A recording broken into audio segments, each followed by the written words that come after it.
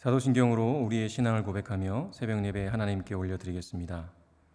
전능하사 천지를 만드신 하나님 아버지를 내가 믿사오며 그 외아들 우리 주 예수 그리스도를 믿사오니 이는 성령으로 잉태하사 동정녀 마리아에게 나시고 본디오 빌라도에게 고난을 받으사 십자가에 못 박혀 죽으시고 장사한 지 사흘 만에 죽은 자 가운데서 다시 살아나시며 하늘에 오르사 전능하신 하나님 우편에 앉아 계시다가 저리로서 산자와 죽은 자를 심판으로 오시리라.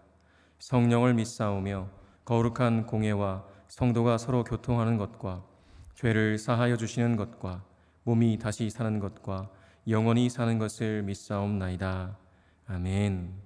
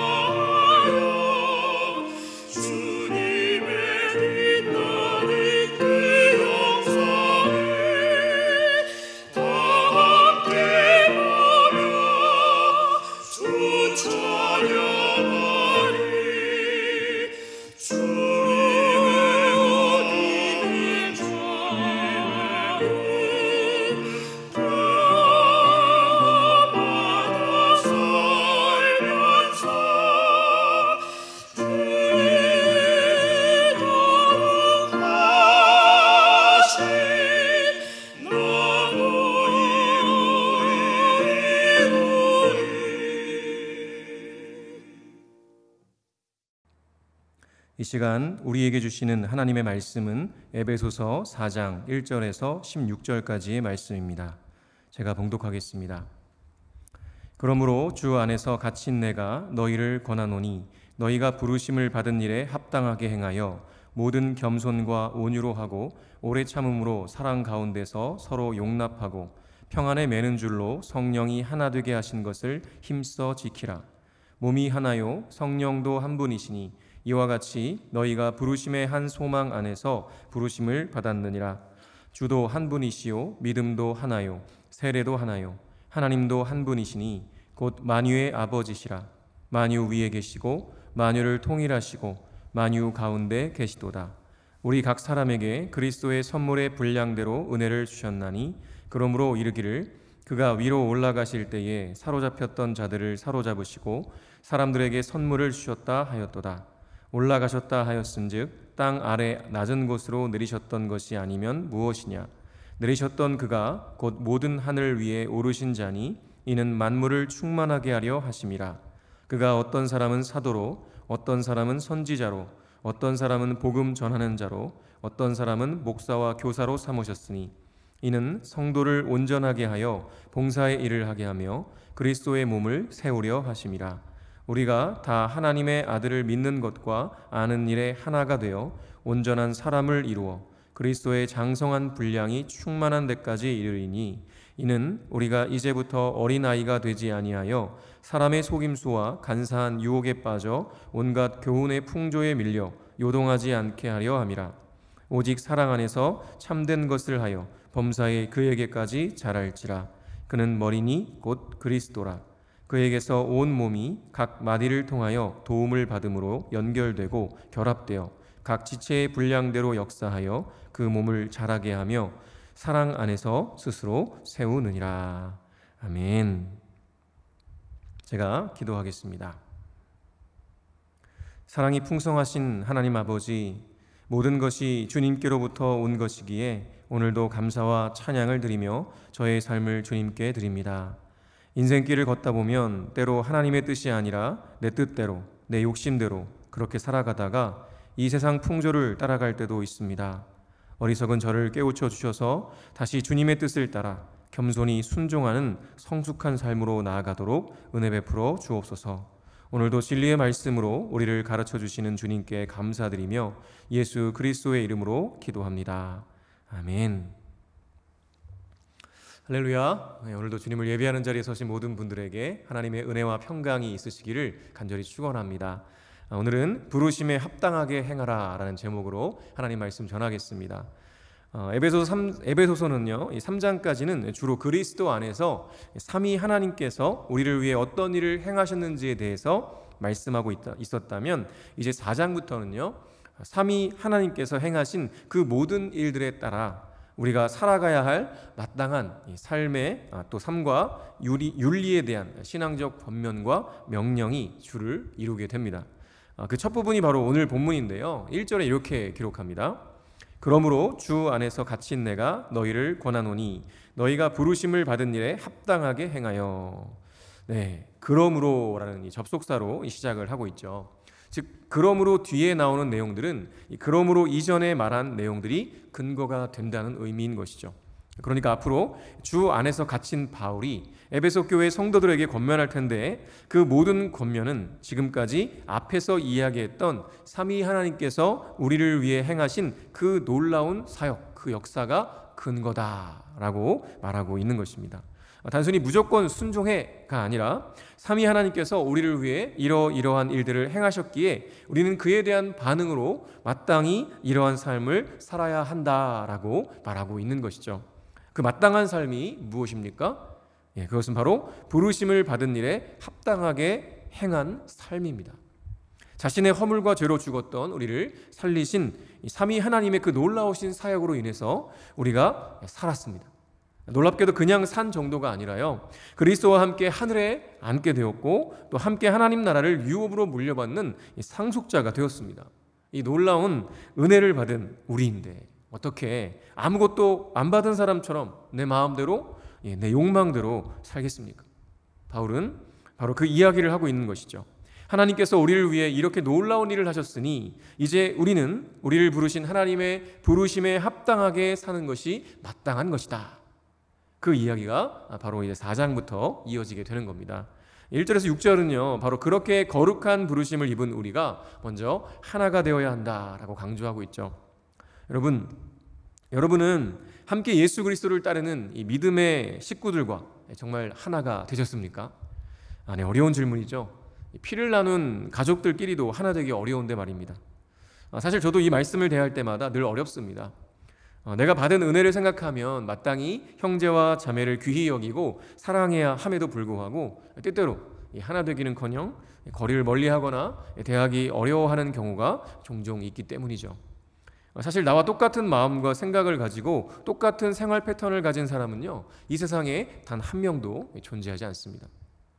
그래서 우리는 누군가와는 잘 맞지 않는 경우를 종종 경험하곤 하죠. 그런데 우리가 반드시 기억해야 할 것은 나와 생각이나 라이프 스타일이 다르다고 해서 나는 맞고 그 사람은 틀린 것이다 라고 생각하는 건 안 된다라는 것입니다. 그래서 바울은요 이 하나 될 것을 강조하면서 이렇게 이야기합니다. 7절과 11절입니다.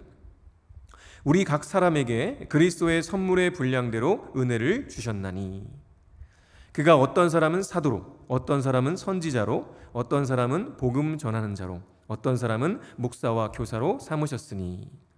네, 하나님께서는 우리 각 사람에게 맞도록 각각 은혜를 주셨죠.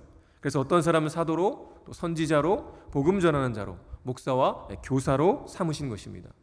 그러니까 각각 주신 은혜가 다르다는 것이죠. 모두가 다 사도인데 딱 한 사람만 선지자다 하면 어려울 텐데 사람마다 부어주신 은혜가 다 다릅니다. 그래서 누가 맞고 누가 틀리고의 문제가 아니라고 말하고 있는 것이죠. 이것이 얼마나 감사한지 모르겠습니다. 만약에 우리 수천 명의 성도님들 가운데 저처럼 말만 하는 목사만 있다면 어떨 것 같으십니까? 생각만 해도 끔찍하죠. 우리는 모두 다른 은혜와 은사를 받았습니다. 그래서 하는 역할들도 다양한 것이죠. 다른 것이 당연하고도 자연스러운 것입니다. 그러니 때로는 마음이 잘 안 맞기도 하고 생각이 다르기도 하고 일을 하는 스타일도 다른 것입니다. 그런데 그것을 틀린 것이라고 생각하기 시작하면요 삶이 고단해지고 불행해지는 것이죠. 자, 그러면 하나님께서는 왜 우리에게 이렇게 다양한 은혜와 은사를 부어주신 것일까요? 12절에 이렇게 기록합니다. 이는 성도를 온전하게 하여 봉사의 일을 하게 하며 그리스도의 몸을 세우려 하심이라. 아멘. 성도를 온전하게 하시기 위함이다 라고 말씀합니다. 또한 성도로 하여금 봉사의 일을 하기 위함이다 라고 말씀하죠. 그리고 이 모든 것은요 결국 그리스도의 몸인 교회를 세우기 위함인 것입니다. 그래서 하나님께서는요 사람마다 그 사람에 맞도록 다양한 은혜와 은사를 부어주신 것이죠. 여러분도 예수 그리스도를 구주로 믿고 내 삶의 주님으로 모신 사람들이시라면 모두 하나님의 거룩한 부르심을 받으신 분들이십니다. 그리고 그 부르심 안에는요 여러분 각자에게 맞는 은혜와 은사들을 부어주셨을 거예요. 그래서 어떤 분은 집사로, 또 권사로, 장로로, 또 동산지기, 숙장, 부숙장, 교사, 찬양대, 새가족팀 등등 정말 다양한 직분과 직임을 가지고 봉사하며 섬기고 계시죠. 그렇게 봉사하고 섬기는 모든 것이 그리스도의 몸을 세우는 은혜의 통로가 된다는 것이 얼마나 즐겁고 행복한 일인지 모르겠습니다. 그러나 때때로 교회 안에서 뭔가 책임을 맡아서 섬기고 봉사하는 것이 상당한 부담으로 다가오기도 합니다. 그래서 연말만 되면요 이 목사님, 전도사님들이 특별히 전화를 많이 받으세요. 뭔가 맡으셨던 것을 내려놓겠다는 분들이 여럿 계신가 봅니다. 그리고 새로 뭔가를 맡으시라고 하면 또 여러 가지 이유들이 있으셔서 다음 기회로 넘기는 경우들도 종종 있는 것 같습니다. 그런데요 사실 그런 일들을 접할 때마다 너무나 안타깝습니다. 이렇게 봉사의 일을 하며 섬기는 것이 그리스도의 몸, 교회를 세우는 일이고 하나님의 거룩한 부르심에 합당하게 행하는 것임에도 불구하고 그 복되고 영광스러운 직분과 직임을 온전히 누리지 못하시는 일들이 너무나 많기 때문인 것이죠. 지금 여러분은 그리스도의 몸인 교회를 세우라고 하시는 그 하나님의 부르심에 합당하게 행하고 계십니까? 그것이 부담이나 스트레스가 아니라 영광이요 자랑임을 누릴 수 있으시기를 간절히 축원합니다. 그렇게 그리스도의 몸을 세우는 일에 우리의 삶을 들이다보면 어떤 열매를 얻게 되는데요 13절에 이렇게 기록합니다. 우리가 다 하나님의 아들을 믿는 것과 아는 일에 하나가 되어 온전한 사람을 이루어 그리스도의 장성한 분량이 충만한 데까지 이르리니. 정말 놀랍게도요, 우리 모두가 하나님의 아들을 믿는 일과 아는 일에 하나가 되고 온전한 사람이 되어서 그리스도의 충만하심의 이 경지에까지 이르게 되는 열매를 맺게 된다고 말하죠. 즉 그리스도의 몸을 세워가는 일에 내 삶을 들이다보면 자연스레 결국 그리스도의 경지에까지 이르게 되는 열매를 맺게 된다는 것입니다. 여러분, 사람의 성장을 한번 생각해 보세요. 사람은요, 먼저 태어납니다. 그리고 태어나면 젖과 음식을 먹으며 자라나죠. 그렇게 갓난아기가 어린아이가 되고 청소년, 청년을 지나 장성하기까지 이렇게 성장하게 됩니다. 그리고 그것이 너무나 자연스러운 인간의 성장 과정이죠. 그런데요, 만약에 사람이 태어났는데 자라지 않는 거예요. 그냥 어린아이에 머물러 있는 겁니다. 그러면 부모님의 마음이 어떨까요? 그것은 너무나 안타깝고 가슴 아픈 일일 것입니다. 하나님 아버지의 마음도 그와 꼭 같죠. 사람이 회심하여 거듭났습니다. 이제 영적으로 갓 태어난 어린아이인 거예요. 그런데 이 어린아이가 더 이상 자라지를 않습니다. 시간이 흘러도 성장하지 않고 여전히 영적인 어린아이로 머물러 있는 겁니다.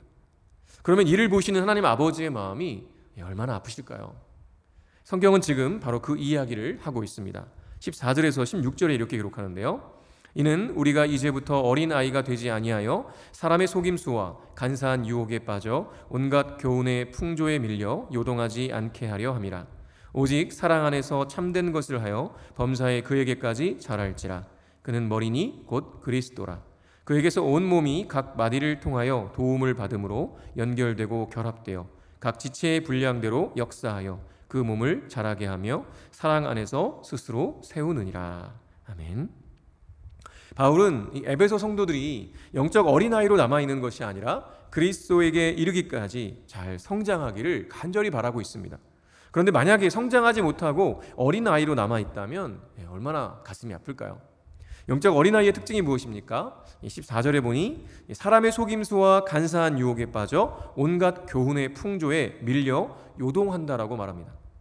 그러니까 분별력이 없는 것이죠. 무엇이 진리인지를 제대로 알고 그 진리를 기준으로 삼고 살아가야 하는데 진리가 무엇인지 확고하지 않고 기준이 흔들리니까 사람들의 속임수와 간사한 유혹이 있을 때 쉬이 흔들려 버리는 것입니다.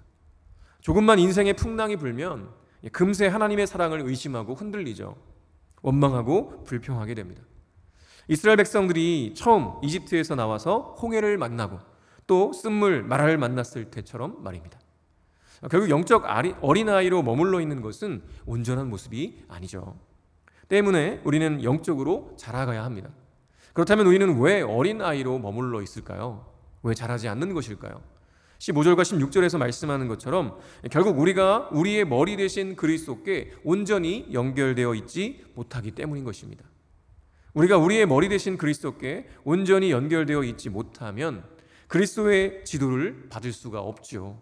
그러면 당연히 그 몸인 우리는요, 제 기능을 발휘할 수 없이 아픈 상태로 있게 되는 것입니다. 반대로 우리가 그리스도께 온전히 연결되어 있을 때 나 자신은 물론이요, 우리 공동체가 전체적으로 온전한 몸을 이루어갈 수 있게 되는 것입니다. 여러분은 지금 그리스도께 온전히 연결되어 있으십니까? 아니면 여전히 어린아이와 같이 이 세상의 교훈과 풍조에 밀려다니고 있으십니까? 이것은 우리에게 아주 심각한 도전입니다. 지금은 어린아이로 머물러 있을 때가 결코 아닙니다. 자라야 할 때입니다. 성장할 때입니다. 어린아이의 수준으로는요, 이 험난한 세상 속에서 온전히 중심을 지킬 수 없죠. 그렇기 때문에 하나님께서도 어린아이로서는 세상에 밀려 요동할 수밖에 없고 오직 그리스도께 온전히 연결되어야만 본래 하나님께서 우리를 만드신 그 원형대로 그리스도의 충만하심에 이를 수 있다고 말씀하시는 것입니다.